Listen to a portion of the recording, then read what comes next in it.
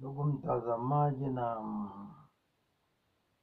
msikilizaji, tunakwenda kuzungumzia mfano wa 4 wa matukio muhimu ambayo yatakuja kutuweka sawa katika elimu hii ambayo tumeipata. Tukio hili linahusu vita vya Syria vya kumng'oa Rais Rashad madarakani. Ndio mfano wa 4, tukio la 4. Serikali ya Syria chini ya Rais Rashad ilichaguliwa kidemokrasia na watu wa Syria. Baadaye kulijitokeza kundi la watu ambao hawapendi kuona Syria inatawaliwa kama ilivyo. Kundi hilo lilidai kuwa kuna ukiukwaji wa misingi ya demokrasia. Kundi hili liliamua utatuzi wa tatizo hili ni kung'oa utawala uliopo madarakani kwa njia ya mapambano ya silaha badala ya kusubiri njia ya demokrasia, yaani uchaguzi halali. Jambo la kushangaza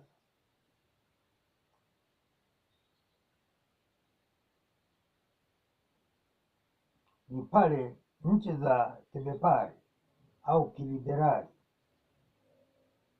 kuunga mkono kikundi hiki cha waasi na njama zake za kuleta vurugu nchini Syria kwa lengo la eti kurudisha utawala wa kidemokrasia.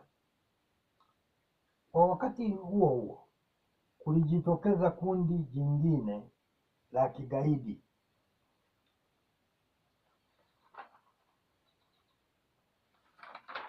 lililojulikana kama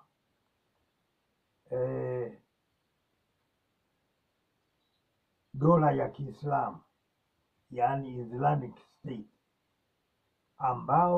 ambalo limeenea katika dunia nzima kwa wakati huu. Kwa upande wa Syria, makundi haya mawili ilikuwa ni vigumu kuwapambanua. Hata hivyo, nchi hizi za kibepari zilidai zinapigana vita na dola ya Kiislamu, wakati ule ule likiunga mkono kundi la waasi wa Syria kwa kulipatia silaha na wakati mwingine kulisaidia katika kupigana na majeshi ya serikali. Hivyo nchi ya Syria ilikuwa inapigana vita na makundi matatu tofauti. Kundi la kwanza lilikuwa ni kundi la waasi. Kundi la pili ni kundi la dola ya Kiislamu, yaani IS, na kundi la tatu ni jeshi la nchi za magharibi na Marekani. Baada ya kuona hivyo, kuona kwamba inazidiwa,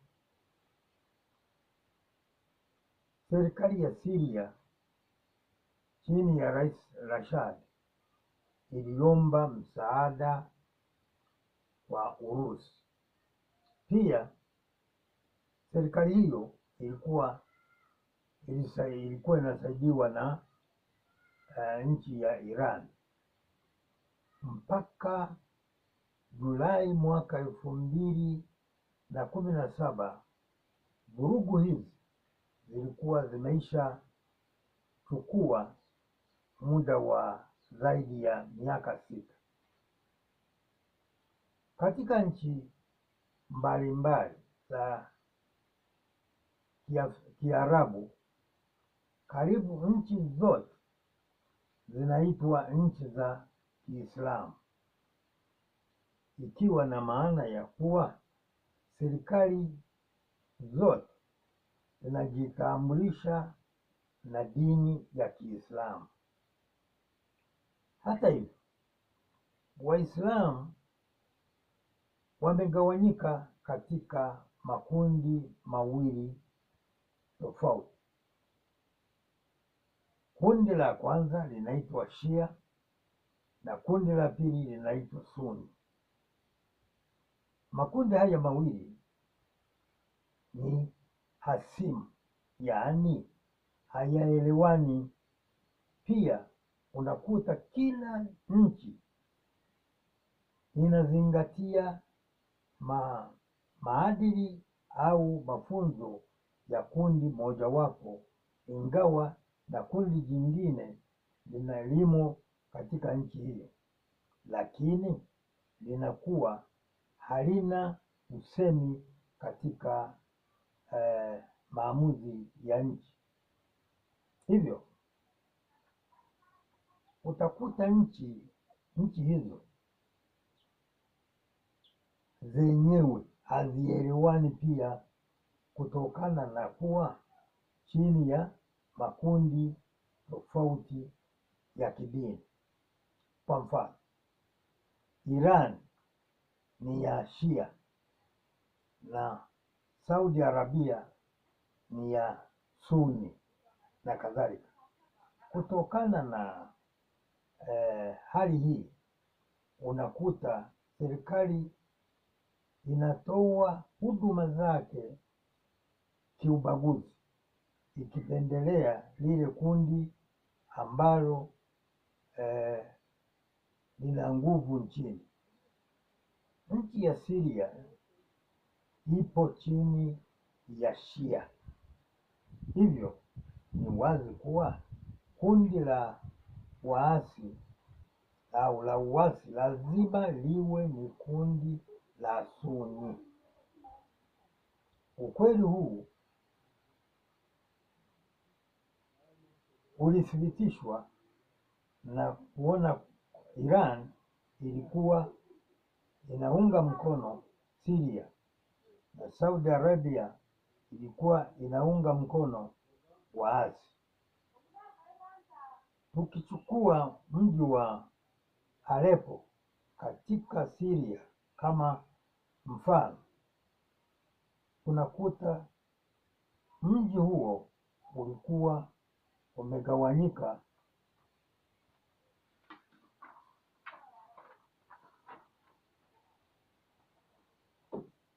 katika sehemu mbili, sehemu moja ikidhibitiwa na majeshi ya serikali na sehemu ya pili ikidhibitiwa na majeshi ya waasi.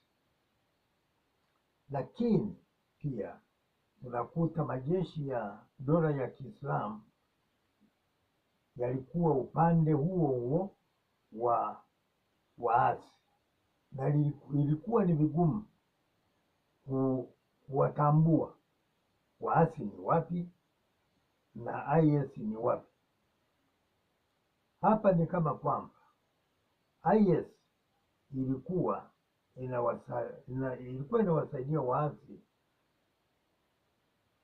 kuiangusha serikali ya Syria ambayo ni ya Washia.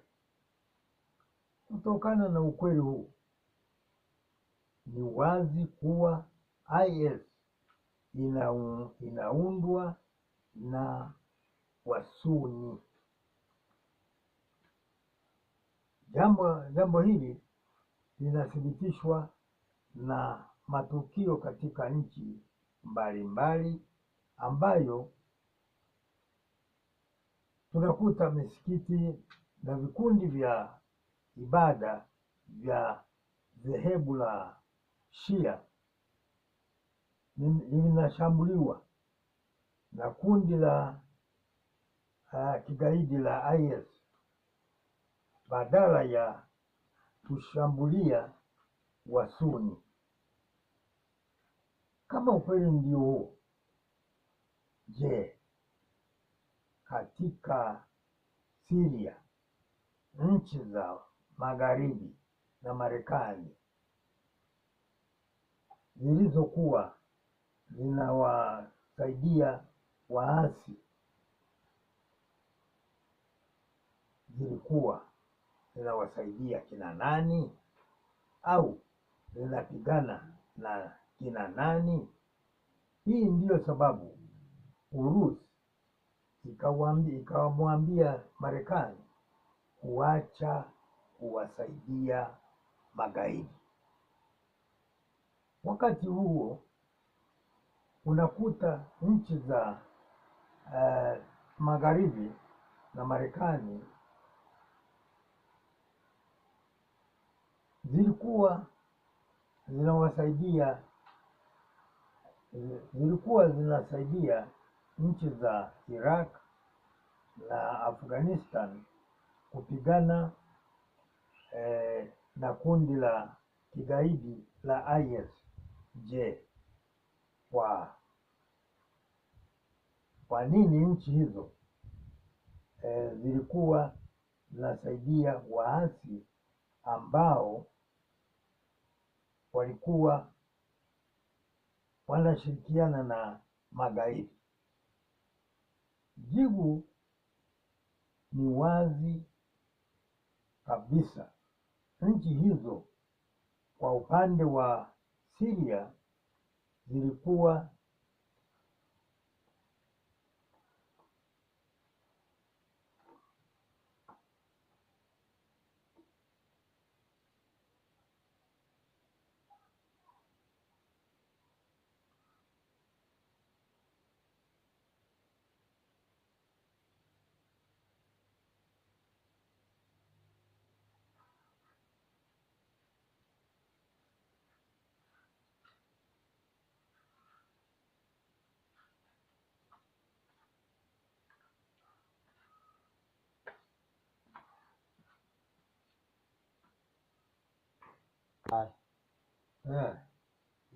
jibu ni wazi. Nchi hizo kwa upande wa Syria ziliamua kusaidia adui wao mkuu, yaani IS, kwa lengo la kumpindua Rais Rashad na kumtoa madarakani. Hivyo ndivyo siasa ilivyo, imejaa unafiki na ubinafsi, na hasa inapowahusu mabepari ambao wanatanguliza faida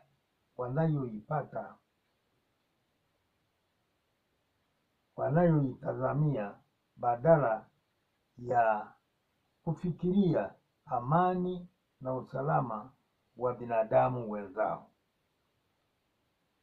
Sababu kubwa ya kumpindua Rais Rashad inatokana na nchi hizo au nchi hiyo ya Syria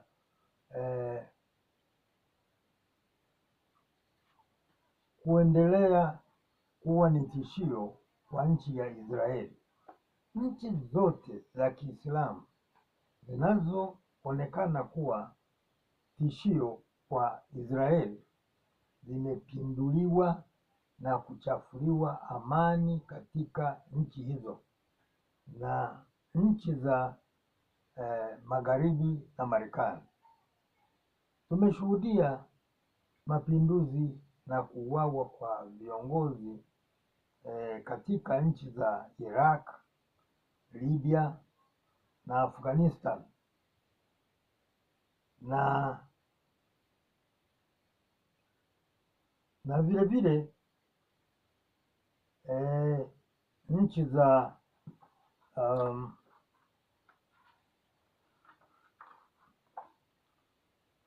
Yemen, Sudan na Syria yenyewe, na njama za kichini chini zinaendelea huko Lebanon na Iran. Mbinu zinazotumiwa na nchi hizi ni zile zile za propaganda. Nchi hizi zimeanzisha propaganda ya kugonganisha makundi haya mawili ya dini katika nchi hizo na kujenga uhasama kati yao ili waweze kupigana wao kwa wao, na nchi hizo zinatoa silaha na misaada mingine kwa lile kundi linalopigana na lile linaloendesha serikali. Akizungumzia ubeberu wa nchi za Magharibi na Marekani katika sera zao za nchi za nje, mtaalamu wa siasa anayeitwa Hans Morgenthau tuliyokwisha muona huko nyuma katika kitabu chake kiitwacho Politics Among Nations, anasema wakati utaifa, yani nanukuu, wakati utaifa unahitaji taifa moja ndani ya dola moja tu basi, falsafa ya utaifa wa kilimwengu wa enzi hizi unadai haki ya taifa moja na dola moja kulazimisha mataifa mengine kukubali au kupokea maadili na viwango vyake vya kisiasa na kiuchumi. Mwisho wa kunukuu.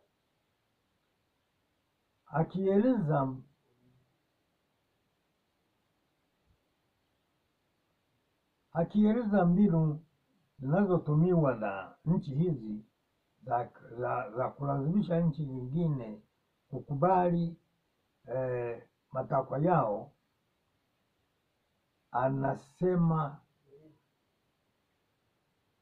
na nukuu, njia ya vita vya kisaikolojia au propaganda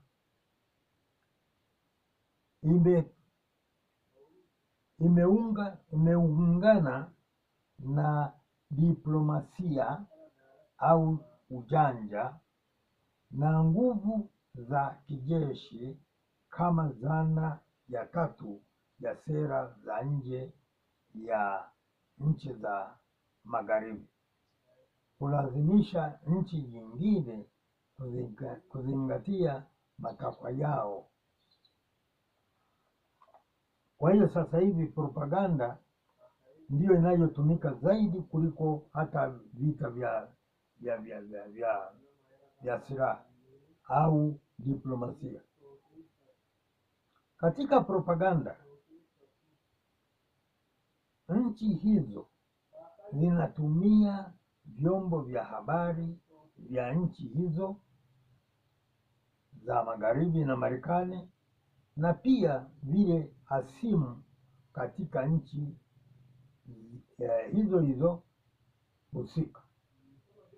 Pia mashirika yasiyo ya kiserikali kama vile yanayojitangaza kutetea haki za binadamu kama vile Human Rights Watch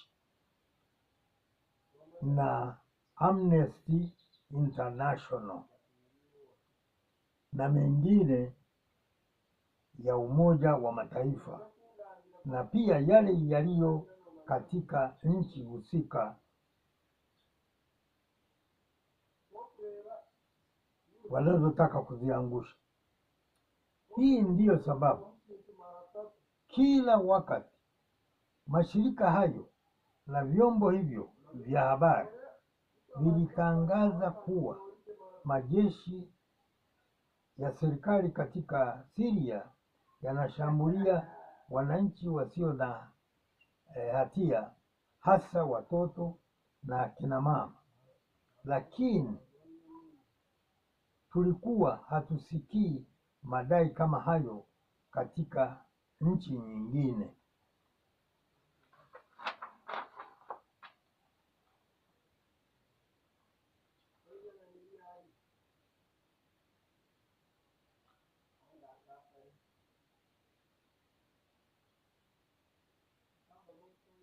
Je, ina maana katika nchi hizo zinazoendesha vita dhidi ya IS hao magaidi yanajitenga na wananchi wa kawaida, ndiyo sababu hatusikii kuuawa kwa wananchi katika nchi hizo? Je, hilo linawezekana? Tulisikia katika mji wa Mosul huko Iraq, wakati wa magaidi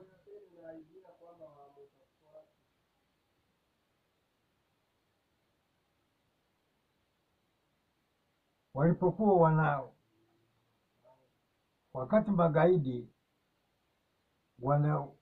wanakimbia kutoka katika mji huo, waliwachukua wananchi kama mateka.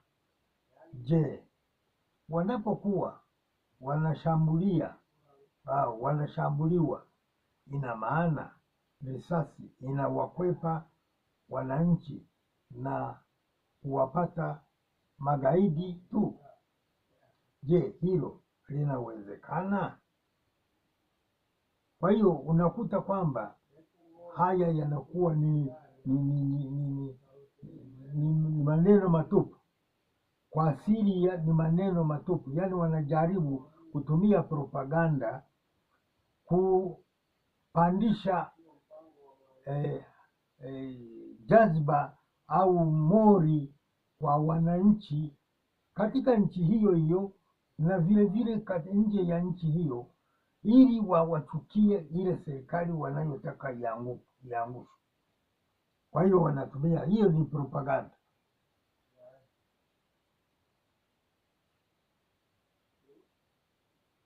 Je,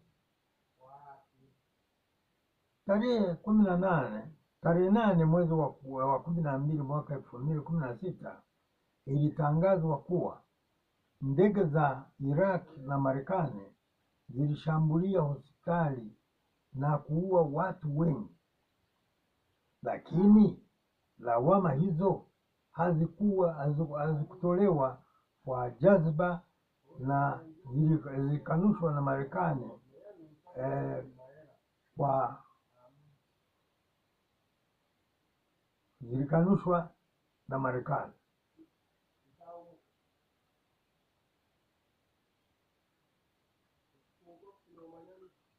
Kwa nini lawama hizo zilikuwa hazina msukumo mkubwa? Je, kwa upande wa waasi huko Syria, mbona tulikuwa hatusikii waasi kuwaua wananchi? Ina maana upande wa serikali kulikuwa hakuna wananchi? Je, wako upande mmoja tu? Hiyo ndiyo propaganda ya nchi za kibepari au za magharibi. Mwanasiasa huyu Morgenthau anamalizia kwa kusema kuwa sera zote na nukuu, sera zote za nchi za nje, kwa hivyo ni mapambano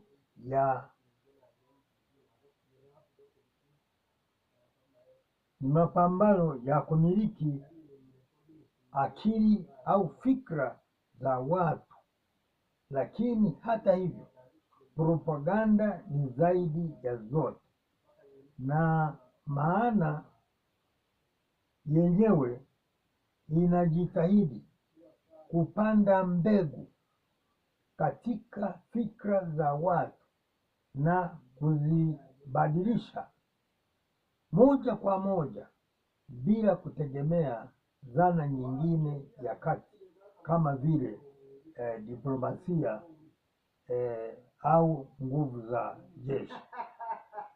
Kwa hiyo yote haya tunayoyasikia kwa sasa hivi, tunayoyasikia huko Urusi na Ukraine, au tunayoyasikia Mashariki ya Kati, kati ya Israeli na hawa wanaosema ni magaidi, yote hiyo ni propaganda. Kwa hiyo inabidi unaposikia uichukulie kama ilivyo. Sasa tangu tarehe 22 mwezi wa 12 majeshi ya Syria yalikomboa mji wa Aleppo na kuwahamisha waasi wote kutoka mji huo. Hata hivyo, nchi za magharibi na Marekani hazikuridhika, maana lengo lao ni kumwondoa Rais Rashadi madarakani na kuweka vibaraka wao. Hivyo nchi hizo zilitangaza kuwa zimeweka wachunguzi wa kugundua ushahidi wa vita vya maangamizi ya kijamii ili wamshtaki Rais Rashad katika mahakama ya kimataifa. Nchi hizo ziliamua kuendelea kuvuruga amani katika Syria mpaka wamuone Rais Rashad akitoka madarakani ili kuhakikisha usalama wa Israeli. Na hivi ndivyo ilivyojitokeza. Maana tarehe 6 mwezi wa pili mwaka 2017 ilitangazwa kuwa shirika la Human Rights Watch ambalo lina makao yake nchini Uingereza liligundua kuwa maelfu ya wafungwa walinyongwa na kuuawa kikatili bila kesi zao kusikilizwa kihalali na kuzikwa katika kaburi moja la jumla. Haya yote wakati yanatangazwa, kulikuwepo na jitihada za kuleta amani na suluhu kati ya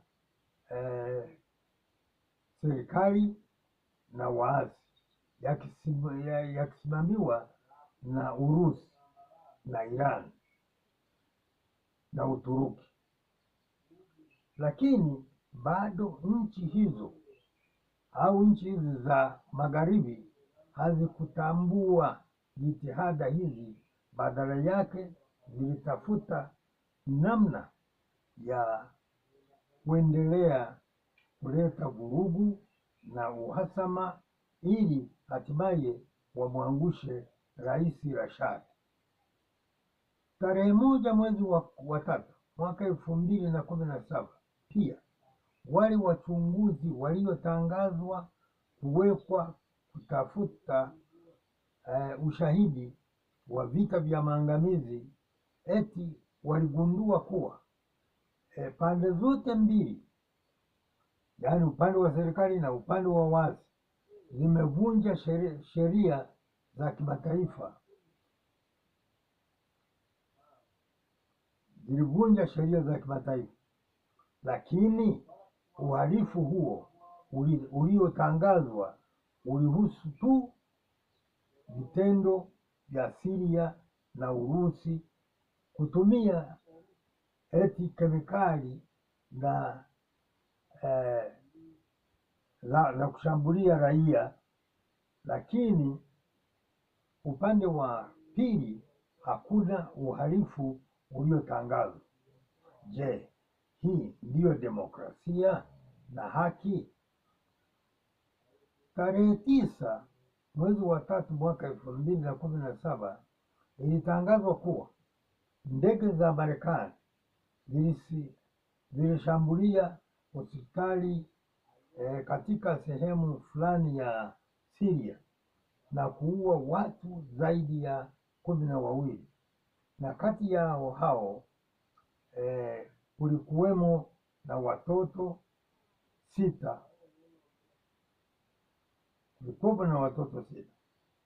Wakati mashambulio hayo yanafanyika, kulikuwepo na mazungumzo ya kutafuta suluhu kati ya Syria na waasi, yakisimamiwa na mwakilishi wa Umoja wa Mataifa huko Geneva.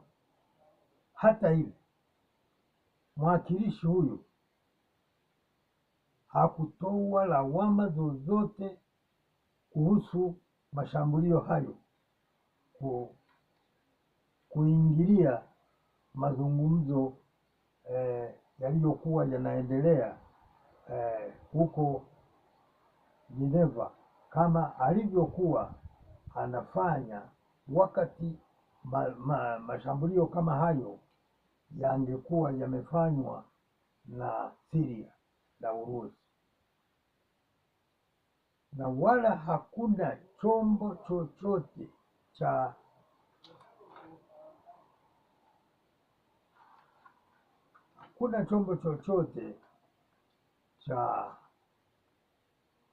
habari wala shirika lolote la haki za binadamu lililotoa lawama kwa Marekani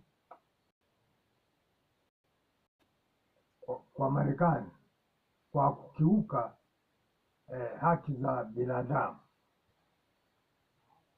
Baadaye tarehe 17 mwezi wa 3 mwaka 2017 vyombo vya habari vilitangaza kuwa ndege za Marekani zilishambulia msikiti uliokuwa na waumini zaidi ya 300 kwa wakati huo, nje kidogo ya mji wa Aleppo, na kuua watu zaidi ya 40 wakiwemo wanawake na watoto. Marekani ilisema kuwa ilikuwa inawalenga viongozi wa kigaidi wa IS. Hata hivyo, la kushangaza ni kuwa kwa mara nyingine tena hakukuwepo na aliyelaumu Marekani kwa shambulio hilo. Hata Umoja wa Mataifa haukufanya hivyo. Pia tarehe 21 mwezi wa 3 mwaka 2017 vyombo vya habari vilitangaza kuwa ndege za Marekani zilishambulia shule iliyokuwa inakaliwa na watu waliokuwa na wasiokuwa na makazi maalum nje kidogo ya mji wa Damascus, na kuua watu zaidi ya 30 ukiwemo wanawake na watoto. Kwa mara nyingine tena hakukuwepo na lawama zozote.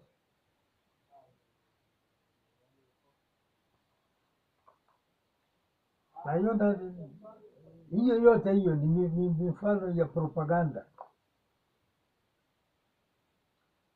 Tarehe 22 mwezi wa 3 mwaka 2017 ilitangazwa kuwa Marekani ilitangaza kuongeza vifaa vya kivita pamoja na wanajeshi 1000 zaidi ili kusaidia vikosi vya waasi wa Syria vinavyopambana na IS. Vinavyopambana na IS. Je, lengo la Marekani ilikuwa ni kupambana na IS au ni kung'oa Rashadi madarakani? Zoezi la kutafuta namna ya kumng'oa Rashadi madarakani kwa visingizio vya matumizi ya vita vya kemikali au vya maangamizi liliendelea kwa nguvu zaidi mpaka tarehe 5 mwezi wa 4 mwaka 2017 ilipotangazwa kuwa Syria imeshambulia waasi kwa kutumia mabomu ya gesi ya sumu na kuua watu zaidi ya 80.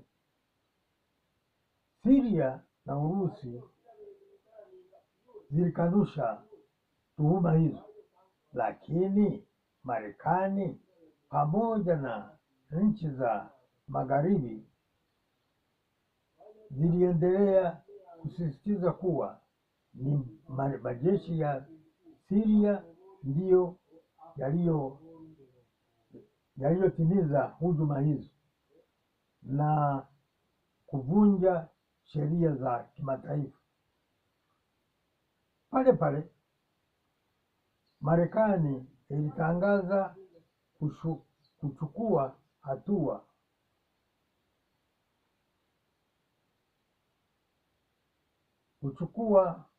hatua za kulipiza kisasi, na kweli bila ruhusa ya Umoja wa Mataifa.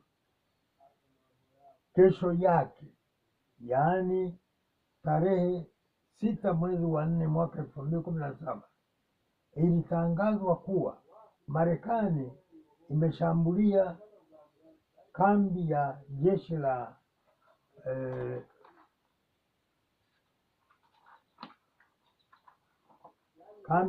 la Syria na kuua zaidi ya watu 80.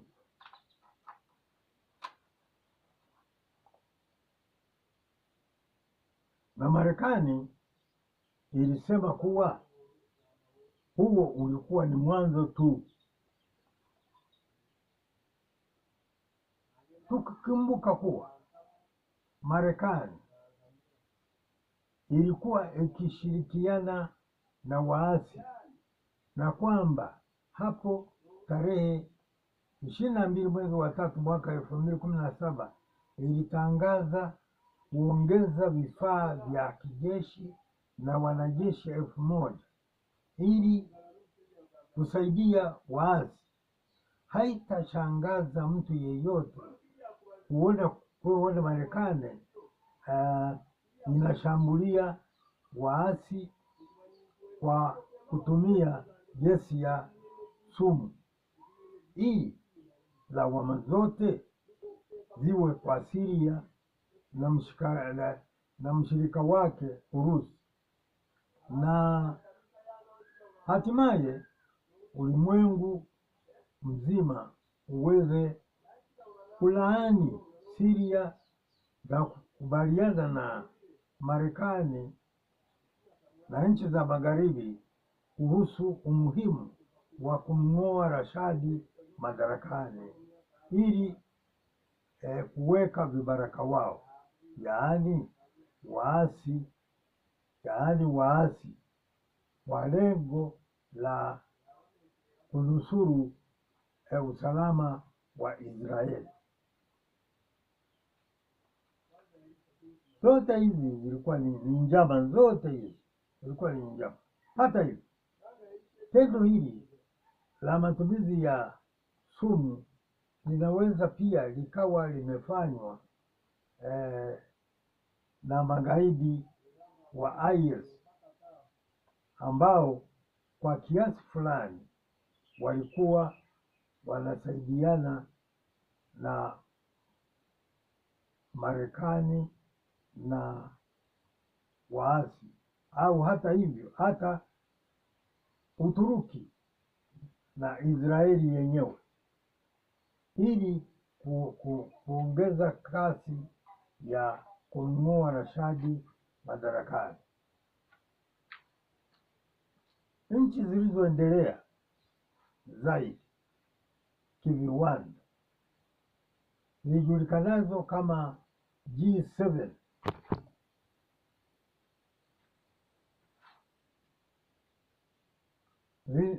zijulikanazo kama G7 zilizokuwa zinakutana huko Italia zilitangaza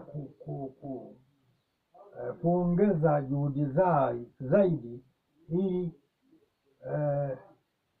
kuongeza kasi ya kumwondoa Rashadi madarakani, na ili kufanikisha hili ziliamua kuongeza vikwazo kwa Urusi, mshirika mkuu wa Rashadi, ili kuishinikiza kuacha kuunga mkono Rashadi. Hii ilifanyika tarehe 10 mwezi wa 4 mwaka 2017. Hata hivyo, azimio hilo lilishindwa kupitishwa na mkutano huo. Badala yake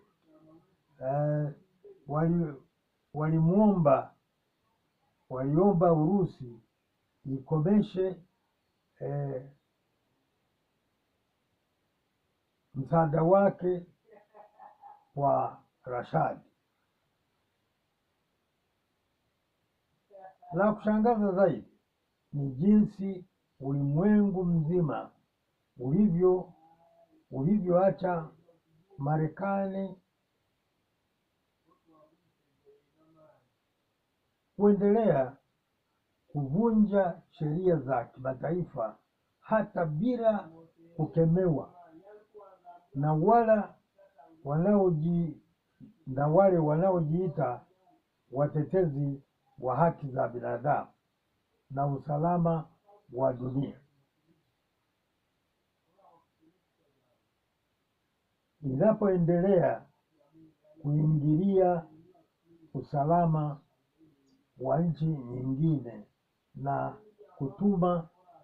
kutumia silaha za maangamizi kwa visingizio vya kulinda usalama wa dunia, kama ilivyofanya huko Afghanistan tarehe 13 mwezi wa 4 mwaka 2017 ilipodondosha bomu kubwa zaidi ya yote na kuua watu zaidi ya 80 wakiwemo wanawake na watoto.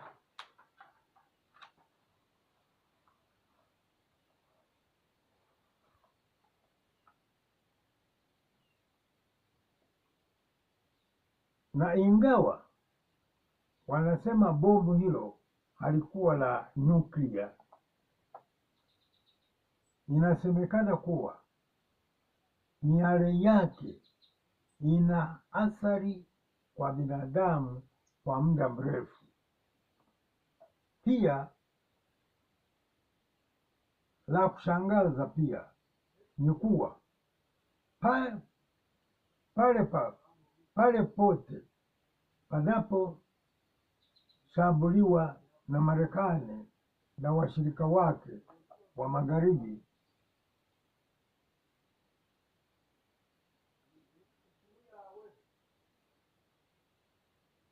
hakuna raia wanaouawa, yaani raia wanaouawa hawawatangazi, kama vile mabomu hayo yanakwepa wananchi na kuua watu wengine.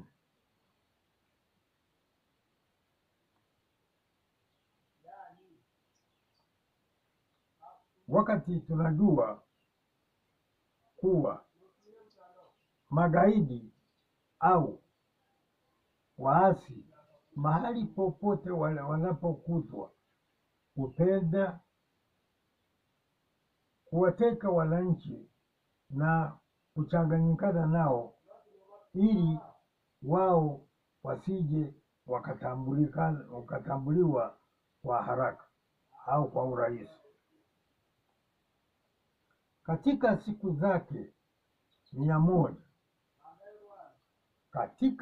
zake 100 za kwanza, Rais Trump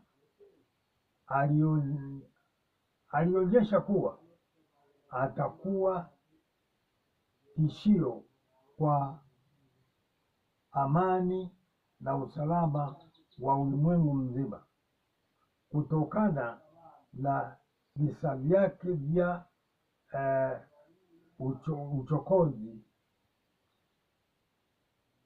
Visa viwili vimeelezwa tayari hapo juu, huko Syria na Afghanistan, na cha tatu kilitokea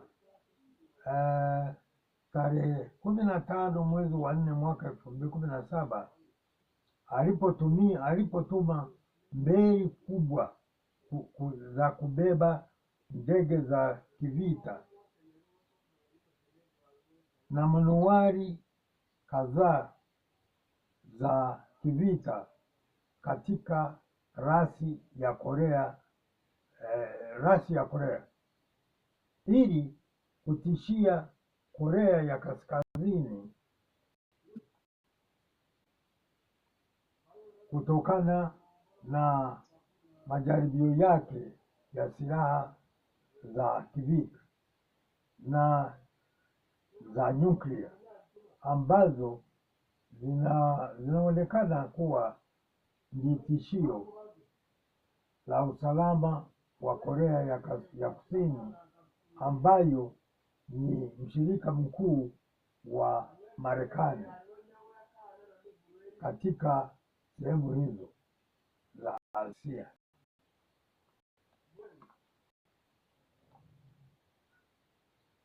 Hata hivyo, nchi wanayoitetea yaani Israeli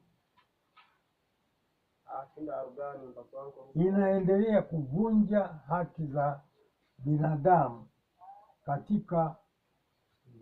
katika nchi hiyo kwa kulazimisha ujenzi wa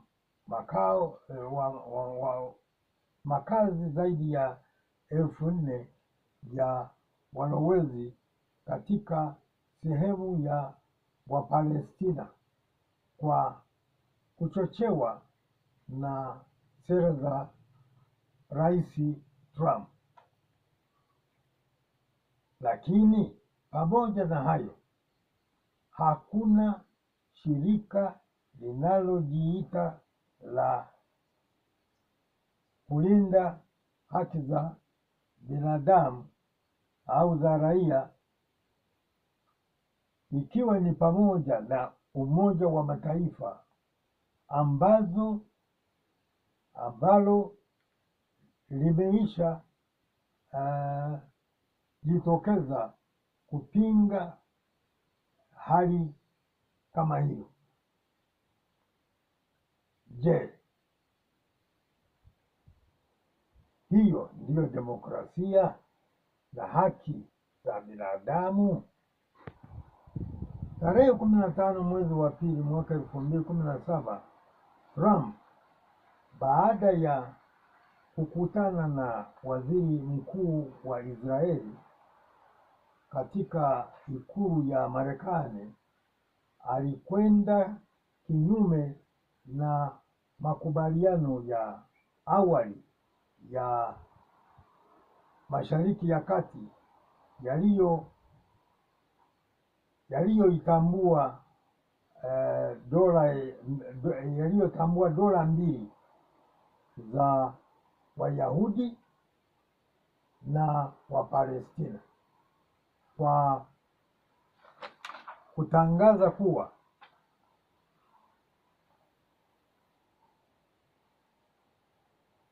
sio lazima uwepo dola mbili. Hii ina maana kuwa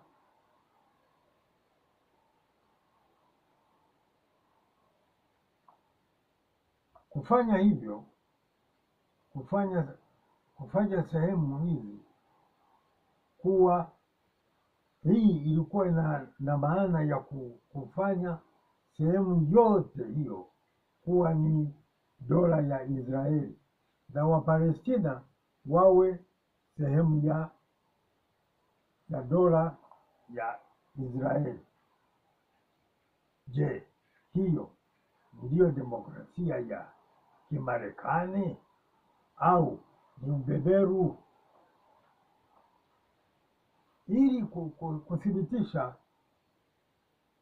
ulaghai na ubinafsi wa madai ya nchi za Magharibi na Marekani, ikiwa ni pamoja na Umoja wa Mataifa kuhusu demokrasia na haki za binadamu, tarehe 16 mwezi wa 3 mwaka 2017, vyombo vya habari vilitangaza kuwa kiongozi mmoja wa chombo fulani cha Umoja wa Mataifa aliandika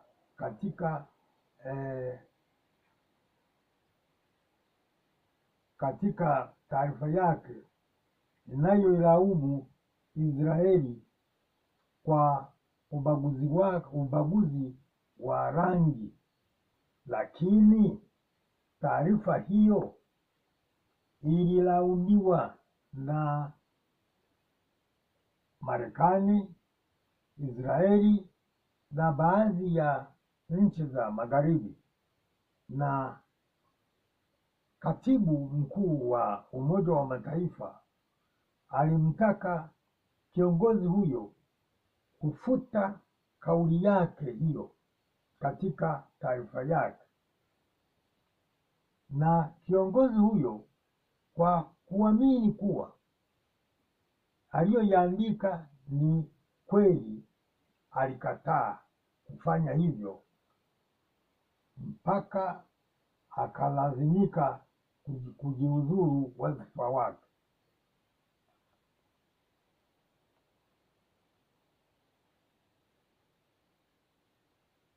Rashadi na washirika wake Urusi na Irani, ingawa bado vita vinaendelea kwa mabadiliko ya mbinu ya mashambulio, kwa sasa Marekani na washirika wake wa Magharibi wamegeukia vita vya kiuchumi kwa kuwawekea vikwazo vya kibiashara na diplomasia dhidi ya Urusi na Iran, washirika wakuu wa Syria na Syria yenyewe. Kwa wakati ule, Umoja wa Mataifa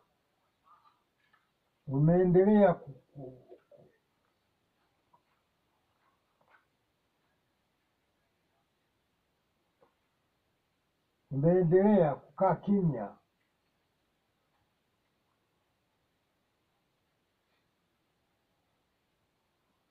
kuhusu mashambulio ya Israeli dhidi ya Syria kwa kisingizio cha kuharibu vituo vya kijeshi vya Irani vinavyotishia usalama wake. Kwa kweli tumeona hapa kwa upande wa Syria zaidi propaganda imefanya kazi kubwa sana ili kuweza kumwangusha Rashad.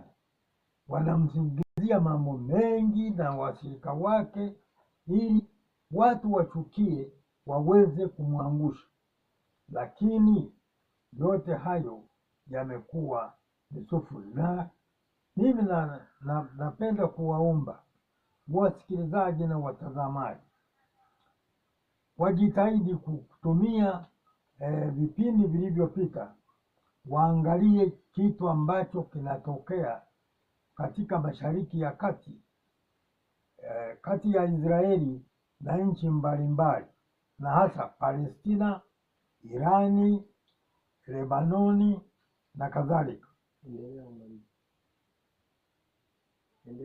Kwa hiyo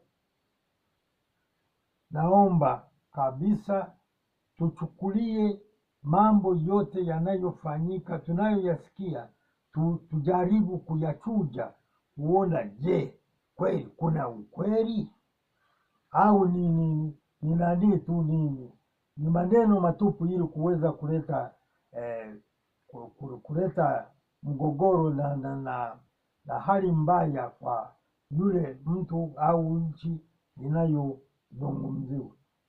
Kwa hiyo wananchi, tusikubali katika kuyumbishwa na hawa watumiaji wa propaganda zaidi, hata kama ni katika nchi zetu.